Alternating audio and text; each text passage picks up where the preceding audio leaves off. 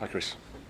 Just in relation to the game against Sunderland and Chelsea, when you see the basics not being done, say 4 goals conceded, as a manager, what can you do to kind of change that?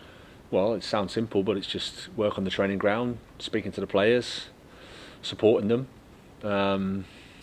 Combination of all those things. It's really frustrating for us all, especially when you see the application and the effort of the players. The other night against Wolves, the commitment was there. They were committed to each other, which has helped us with a more positive performance.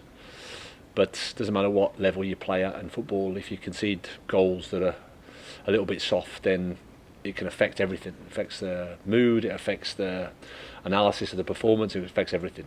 So that's something that we've been working really hard to do, and the players are responsible enough to understand.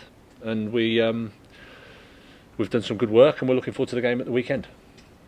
Because of the noise around the club at the moment, and the form as well, I know it's early in the season, but 3 losses, have there been any need to have conversations higher up the board just to get reassurances that they're happy with the plan going forward that you're bringing? No, I don't think it's about reassurances. I mean, I'm an experienced manager. I've been doing this for 15 years. I try my best. I think that's my job. That's my task, to try and help the players, to support the players. We're all hurting because the pre-season was positive and we were optimistic, and an emotional day at Sunderland, and then we play the World Club champions, and all of a sudden, things aren't good, and we have to accept that, and that's the reality, and we're not shying away from it. The results haven't been what we want, but at the same time, there's a lot of connection in the team, there's a lot of commitment in the team, and I don't think we're far away from a performance and a result that gets us moving in a different direction. Amongst the noise this week, a lot's been made of your record so far as West Ham manager. It's 5 wins in 20 Premier League games, 22 in total. How do you assess that record? First of all, and there's more context needed around that. Well, yes and no. The record is the record. You can't get away from it. You can't. It's there. There is a context, of course, and it depends where you want to make your analysis. From my perspective, I'm looking forward. I'm looking forward to the game at the weekend. I understand the work that we've done. I think we've done a lot of good work. I think we've stabilised things a lot. I think the culture is a lot better. I think the foundation of the group is better. The togetherness at the club is better. But at the same time, I also understand the results business that we're in, and at the moment that isn't good enough.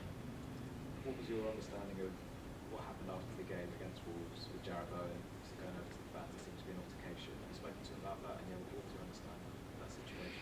Yeah, I think I spoke after the game about that. It's, people caring about the situation. I think Jared's made a statement, and it is what it is. I think nobody can doubt Jared's commitment and contribution to this club. At the same time, we also understand supporters are hurting, and it's painful. It is for us all.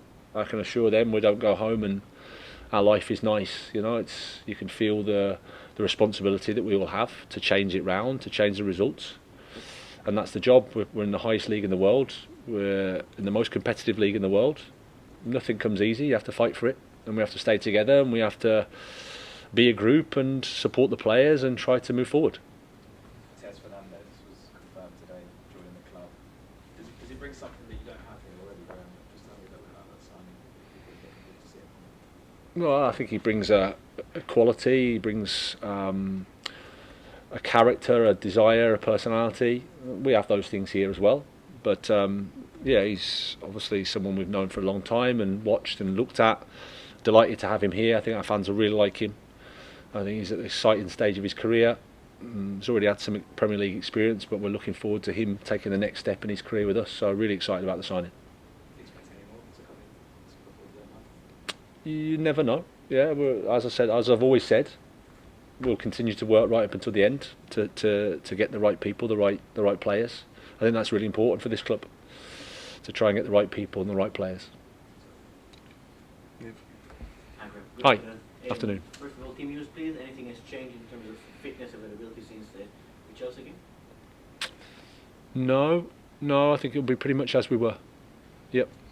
Question please about Lucas Paquetá. Obviously the overall result against Chelsea was disappointing, but if you look at Lucas Paquetá's goal, the quality involved, what it meant for him as well, how pleased were you for him? Yeah, it's hard to focus on anything on that night because the night was a painful one for us as a team, but I think Lucas, the goal was good, our start was good in the game. Again, we started well, but soft goals sort of affected the feeling and the dynamic of the game in the end. But in terms of Lucas, we're really happy. He's been through a lot, and I think he's showing more and more his responsibility and his enjoyment of the game with us. We're of course hopeful and confident that he can have a really positive season. Mateus Fernandes, experienced relegation last season with Southampton, still young and learning and developing. What experience last season do you think it adds another layer of resiliency in terms of his personality, character? I think so. Yeah, I think every experience you have in life, good or bad, is an opportunity for you to learn and develop and get stronger for. I'm sure he wouldn't have enjoyed the experience last year, but I think it's made him more determined, more aware of how difficult this league is, how difficult being a top professional player is, and he's got ambition, he's got humility, he's got professionalism, he's got character. So I think he'll take every experience he has and use it to improve. Muhammadu Kante, hopefully I pronounced his name properly, has been described as the younger version of Patrick Vieira. How do you see his progress, his development and potential opportunities with the first team? Well, he's had some pre-season time with us. I think he's been settling in with the 21s. He's been doing quite well there. I think it's a bit early to put him in the bracket of Patrick Vieira, but that's the media fear. There you go. He's got a bit of work to do, but he's a young player that has potential. Nottingham Forest this weekend. First of all, 3 years ago they were promoted. Now they are in Europe. They could win the competition as well. How impressive has it been? How impressive have you been with the way they managed to grow as a club? Yeah, very good. They've done a brilliant job. They were almost ridiculed in the first season for spending a lot of money and buying a lot of players. But I think they've proven that they're competent and know what they're doing. I think it shows the gap between the Championship and the Premier League in terms of what you need to do to invest, and a lot of the teams are doing that now. And then obviously they had that season and now they've stabilised, and Nuno's come in and done a brilliant job. They've got a powerful team, a well-organised team that knows what they're doing in defence and attack. So yeah, another tough game, but one we're looking forward to. Okay, Lauren, BBC. Hi. I know we've touched a little bit on transfer talk. There was talks around the interest in Thomas Souček, a player it seems West Ham are keen to keep. Why is Thomas such a key player for the club? Well, if you look at his goals record from midfield as a starter, and then as a person, when you work with Thomas, he's a fantastic individual, gives himself for the team, sacrifices himself for the team, plays in lots of different roles. So he's contributed a lot to the success that West Ham have had over the years. And like I said, great person. And then his ability to defend both boxes, attack the boxes, and score is obviously an important part of the game. And for you, are there any more signings that you're hoping to make? Not necessarily names, but strengthen any particular position? Well, as I said, we'll always look until the end of the window. You never know what's going to happen. I think it's going to be one of those windows that's going to be a lot of activity late. We need to make sure we're aware and aligned to make the right calls. But I'm going to repeat myself, but you've always got to look to improve while the window's open. We'll certainly do that. At the same time, improve the players we have. You've already touched on the fans, of course, and been very understanding with how they're feeling. Some of those fans left early during that Chelsea match. Are you worried at all potentially starting to lose their support?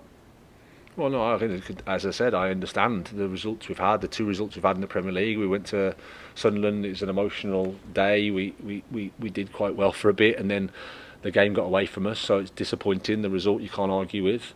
And we played Chelsea, who are a top team, but again, we didn't do enough. We conceded too many soft goals from our perspective, and that gives a feeling of, certainly not positive, and you understand it. In the results business that I spoke about, everyone at the club is feeling it. The club is upset.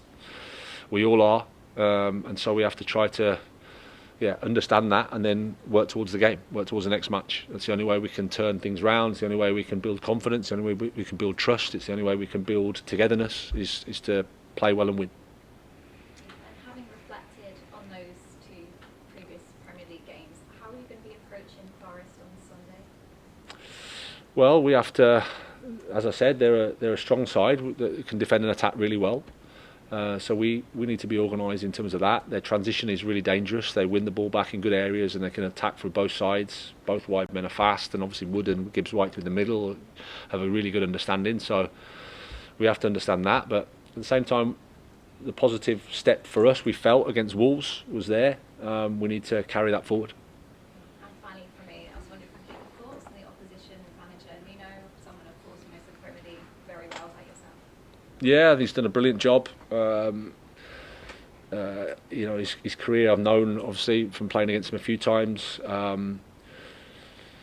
He's well respected within the coaches for sure because of the experience he's had and the job he's done at all his clubs. And at Forest, I think he's done a brilliant job. Okay, cameras off, please.